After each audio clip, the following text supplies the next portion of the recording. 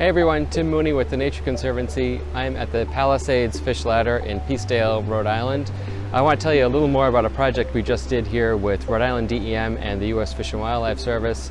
50 years ago, when fish ladders like this were built, it was pretty much a cookie-cutter design across the Northeast, one size fits all.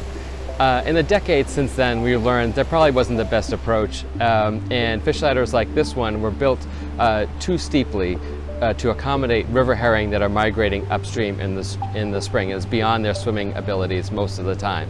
The water is simply rushing through the structure too quickly. So what do?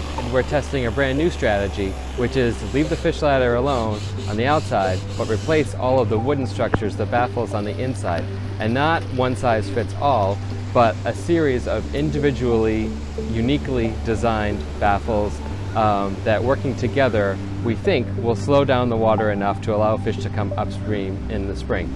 Each one is individually numbered, and in fact the fish passage engineer was here to oversee construction with the contractor. We ended up pulling a few out to make some further adjustments to cut them, notch down a little deeper, and put them back in the fish ladder. So precision is the name of the game here. Fingers crossed we got this right, but we will check in with the fish in April. Thanks.